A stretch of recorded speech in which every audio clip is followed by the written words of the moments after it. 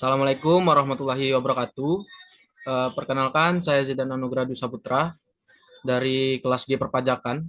Di sini saya akan melakukan presentasi dari materi aspek fiskal dari arus barang dan arus modal perusahaan dari mata kuliah akuntansi perpajakan yang diampu oleh Pak Wirmi Eka Putra. Baik, langsung saja ke materinya.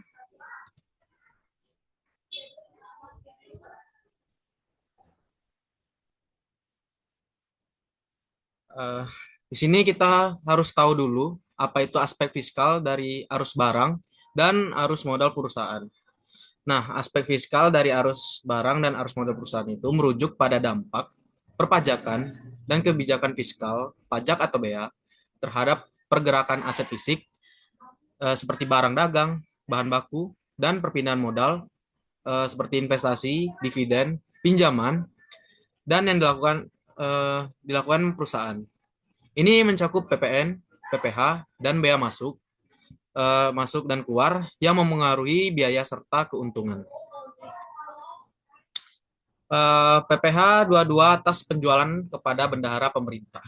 PPh pasal 22 atas penjualan barang kepada bendahara pemerintah adalah pajak yang dipungut oleh bendahara instansi pemerintah seperti BUMN dan BUMD atau KPA atas pembelian barang dengan tarif 1,5% dari harga pembelian yang tidak termasuk PPN. Pajak ini tidak bersifat final sehingga dapat dikreditkan pada SPT tahunan dan dipungut saat pembayaran. Untuk tarif kepada bendahara pemerintah itu tarifnya 1,5% dari harga jual sebelum PPN.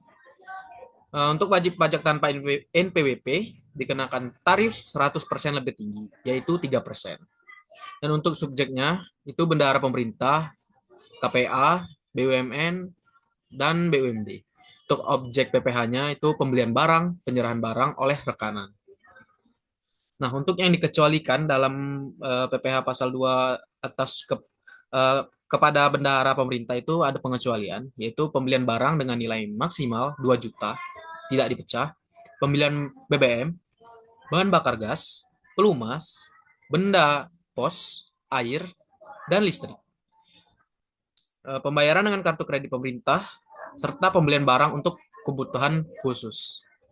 Untuk contoh perhitungan, CV ABC menjual komputer dengan dinas pendidikan senilai 10 juta, ini belum termasuk PPN 11%, maka PPh pasal 22, bendahara akan memotong 150.000 dan memberikan bukti pungut kepada CV ABC. Selanjutnya ada PPh 22 atas transaksi industri tertentu dan penjualan BBM gas dan pelumas. PPh pasal 22 adalah pajak yang dipungut oleh produsen atau importir bahan bakar minyak, bahan bakar gas, dan pelumas pada saat penjualan kepada pembeli. Pajak ini bersifat final untuk penjualan bahan bakar kepada penyalur atau agen, tetapi tidak final untuk penjualan kepada selain penyalur atau agen dan penjualan pelumas. Untuk tarifnya sendiri itu untuk yang BBM, untuk menjual kepada SPBU yang menjual BBM yang dibeli dari Pertamina atau anak perusahaan Pertamina, itu tarifnya sebesar 0,25%. Dan untuk SPBU selain kriteria di atas dan pihak lainnya itu dikenakan sebesar 0,30%. Dan untuk bahan bakar gas itu 0,30%. Dan untuk pelumas sama juga sebesar 0,30%. Sama seperti tadi, ini pengecualian dari industri tertentu dan penjualan BBM gas dan pelumas. Itu yang dikecualikan itu pembayaran yang dilakukan oleh instansi pemerintah dan BUMN beberapa badan usaha di bidang tertentu. Untuk contoh perhitungan, PT Rubrik membeli solar ke Pertamina dengan nilai 200 juta yang tidak termasuk PPN, maka PPh pasal 22 yang harus dipungut sebesar 0, dipungut itu 0,3% dikali 200 juta. Kenapa 0,3%? Karena ini adalah bahan bakar yang disediakan dari Pertamina. Maka tarif yang dikenakan sebesar 0,3%. Jadi 0,3% dikali 200 juta rupiah, maka didapatkan hasil sebesar 600.000. Dan untuk PPh pasal 23 dari dividen, bunga, royalti, hadiah, sewa, dan imbal jasa. PPh pasal 23 adalah pajak yang dipotong oleh pihak pemberi penghasilan atas penghasilan yang diterima wajib pajak dalam negeri atau bentuk usaha tetap berupa dividen, bunga, royalti, hadiah, sewa, dan imbalan jasa tertentu.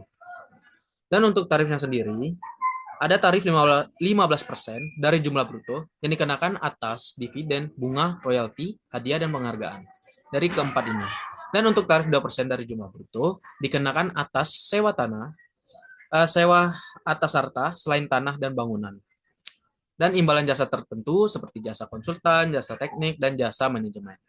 Dan jika tidak memiliki NPWP, maka tarif menjadi 100% lebih tinggi dari tarif normal.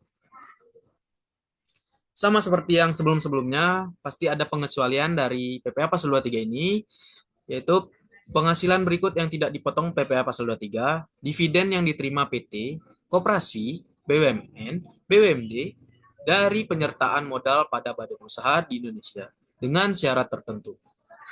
Serta ada bunga yang diterima di bank, dan ada juga sewa yang dikenakan PPh final, misalnya sewa tanah dan bangunan yang dikenakan PPh pasal 4 ayat 2. Dan untuk penghasilan yang dibayarkan kepada orang pribadi karena PPh 23 umumnya untuk badan. Dan untuk contoh perhitungan, di sini saya mengambil dividen.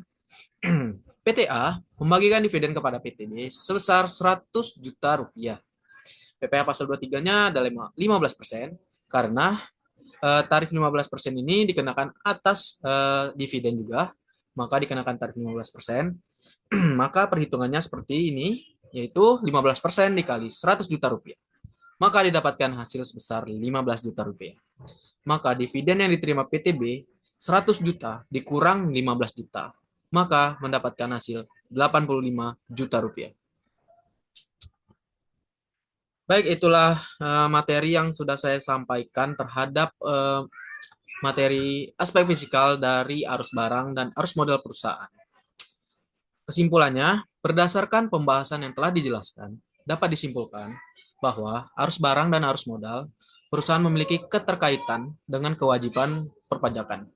PPh pasal 22 dikenakan atas transaksi penjualan barang tertentu, seperti penjualan kepada bendahara pemerintah, serta transaksi pada industri tertentu, termasuk penjualan BBM, gas, dan pelumas. Sedangkan pasal 23 dikenakan atas penghasilan yang berasal dari modal dan jasa seperti dividen, bunga, royalti, hadiah, sewa, dan imbal jasa. Dengan memahami ketentuan tersebut, perusahaan dapat melaksanakan kewajiban perpajakannya sesuai dengan peraturan yang berlaku. Baik, itu tadi materi dari saya. Saya akhiri. Assalamualaikum warahmatullahi wabarakatuh.